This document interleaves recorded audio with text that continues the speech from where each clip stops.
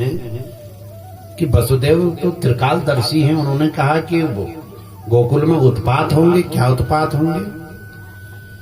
वो सोच रहे हैं मार्ग में, नंदः पतिवचः शौरेर नमृषेति विचिन्तयन्।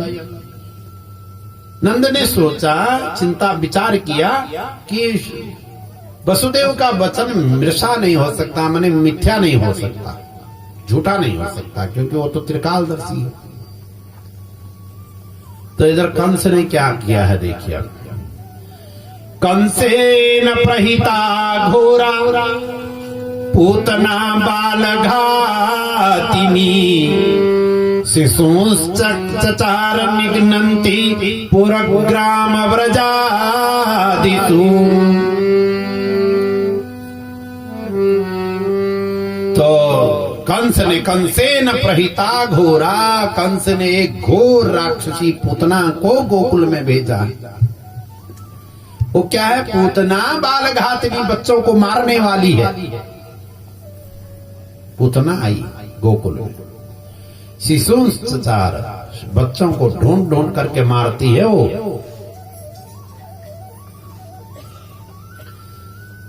तो वह उसने सुंदर रूप बनाया। अब ऐसे जाएगी राक्षसी के रूप में, लोग पहचान लेंगे, अपने बच्चों को छिपा देते। तो उसने क्या किया? सुंदर रूप बनाया, सुंदर, और गोकुल की गलियों में चलने लग गई, छमाछम चल रही है, उसके पायल बज रही है, मानो त्रिभुवन को मोहित करने वाली है। गोकुल के लोगों ने सोचा ये कौन नई नवेली बहू आ गई, किसकी बहू है? अब कुछ लोग सोचते हैं जो योगी लोग हैं, भगवान आए हैं ना तो लक्ष्मी जी आ गई होंगी, क्या पता।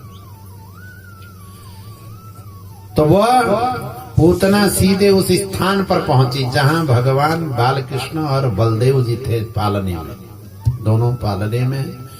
जब इसने नंद के घर में प्रवेश किया, रोहिणी और यशोदा जी भी पत्थर की मूर्ति की तरह खड़ी हो गई। इसके रूप को देख करके उसने अपनी माया से सबको मुग्ध कर दिया, सबको उसने मोह में डाल दिया पूतना ने। और सीधे भगवान के पास में पहुंची। भगवान ने देखा पूतना आई है, भगवान ने आंखें बंद कर दी।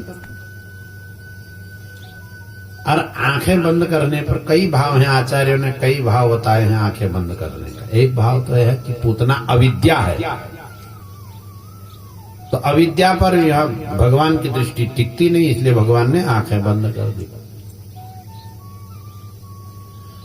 और दूसरा भाव है, भगवान ने सोचा ये पूतना बालघातिनी है, बच्चों को मारने वाली है, तो ऐसे का मुख क्या देखना है, इसलिए भगवान ने आंखें बंद कर दी।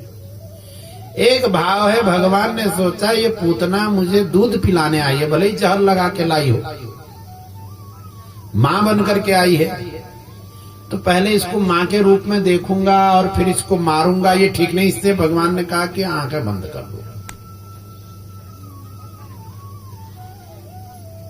तो भगवान, इसमें कई भाव हैं ऐसे कि भगवान ने आंखें बंद क्यों की, कई भाव हो सकते हैं। आचार्यों ने अपने अपने तरह से इसका विश्लेषण किया है। अब उस पूतना ने भगवान बालकृष्ण को उठाया सीधे और अपने स्तनों से लगा लिया।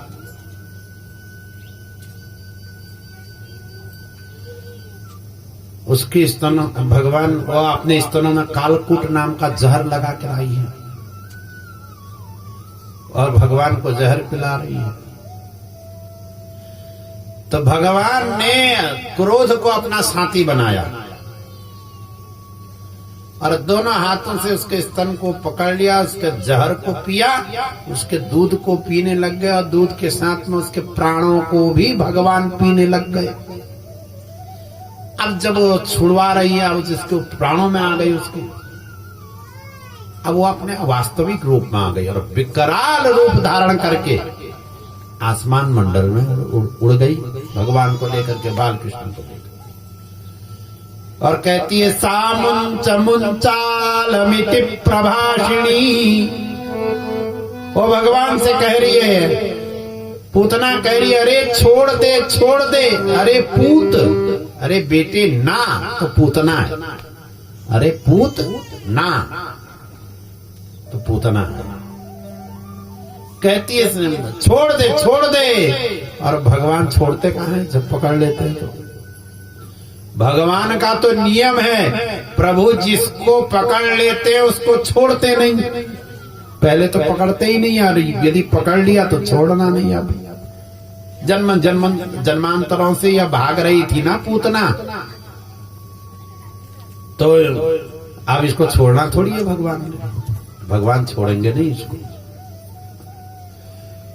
वो उड़ रही है। अब भगवान देखते ही देखते उसके दूध के साथ में उसके प्राणों को भी पीने लग गए। इधर गोकुल में हाहाकार मच गया, गोपियों में यशोदा रोहिणी जी चिल्लाने लग गई, हमारे लाला को उठा के ले गई कोई डाकनी आकर के। हाहाकार मच गया और भगवान उसका दूध के साथ में उसके प्राणों को पीने लग गए। उससे जो दिव्य ज्योति निकली भगवान में विलीन हो गई। पूतना का शरीर गिरा गोकुल में, बगीचे में, आम के बगीचे में नंद बाबा के 25 कोस के शरीर, उसका शरीर है। 25 कोस का जो आम का बगीचा है, उसके सारे आम के पेड़ धराशायी हो गए उसके शरीर के गिरने से। इतना भयानक उसका शरीर, वास्तविक शरीर था पूतना राक्षस। तो इधर गोपियां आई जल्दी से और भगवान श्री कृष्ण को पकड़ कर ले गई और उनको पंचगव्य इत्यादि से स्नान कराया कि इनकी रक्षा हो जाए। कवच इत्यादि का पाठ किया। तो इधर नंद बाबा जब गोकुल में पहुंचे मथुरा से, तो उन्होंने देखा कि यहाँ तो एक राक्षसी का इतना बड़ा शरीर पड़ा हुआ है। उसके शरीर के फिर उसको अंत्येष्टि करने के शरीर के टुकड़े टुकड़े करने पड़े, तो उसकी अंत्येष्टि हुई। सुखदेव जी महाराज कहते हैं, या तो धान्य पिसा स्वर्गम अवाप जननी गतिमति कृष्ण भुक्त स्तन क्षीरा की मुगावोन्मातरः। कहते या तो धान्य पे, मैंने राक्षसी होने पर भी भगवान ने उसको वह गति दे दी जो जननी को देते हैं, जो माँ को जो गति देते हैं, वो उत्तम लोक उसको दे दिया भगवान ने। मैंने आपको बताया ना तृतीय स्कंद में मैंने वो वर्णन किया। उद्धव जी कहते हैं भगवान कितने भक्त वत्सल हैं, कितने करुणा वरुणालय हैं। अहो बकीयम स्तनकाल कूटम, उद्धव जी यही कहते हैं कि वो बकी अपने स्तनों में कालकूट नामक जहर लगा करके आई और फिर भी भगवान ने उसको उत्तम गति दे दी। कमवा दयालु शरणम ब्रजेम, इससे बढ़कर और दयालु कौन हो सकता है कि अपने को मारने आई हुई राक्षसी को भी भगवान ने वह गति दे दी जो जननी को देते हैं, जो माँ को की गति होनी चाहिए, जो योगियों की गति हुई वो गति पूतना को सबसे पहले भगवान ने दी। ऐसे भक्तवत्सल भगवान है। कमवास दयालु शरणम ब्रजेम, इससे बढ़कर और कौन दयालु हो सकता है? इससे बढ़कर दयालु है कोई? हम तो संसार के लोग हैं, दाल भात खाने वाले लोग। हम जब देखते हैं इसने हमारे साथ ऐसा किया, प्रतिशोध की भावना रखते हैं। भगवान ने कोई प्रतिशोध नहीं किया। कितना दयालु वह परमात्मा है। देखिए वह गति। तो वो कहते हैं जिन्होंने कृष्ण भुक्त स्तन क्षीराहा, जिन्होंने भगवान ने जी कृष्ण ने जिन गायों का दूध पिया, उनको तो उत्तम गति मिलनी ही मिलनी है, उनको तो मिलेगी ही मिलेगी। कौन है ये पूतना?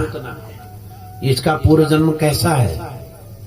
ये पूर्व जन्म में बलि की पुत्री है थी, इसका नाम था रत्नमाला।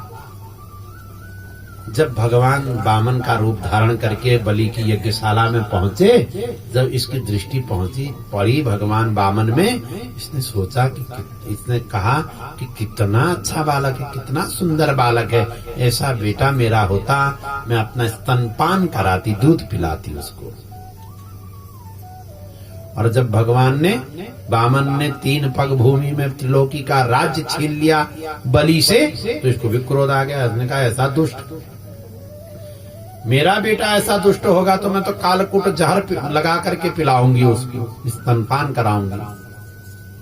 तो भगवान भक्ति की इच्छा पूर्ण करते हैं ना। आज भगवान ने रत्नमाला की इच्छा पूर्ण कर दी। रत्नमाला भगवान को स्तनपान कराना चाहती थी, भगवान ने उसकी इच्छा पूर्ण कर दी। ऐसे प्रभु हैं। तो ऐसे ये पूतना का उद्धार हुआ, पूतना का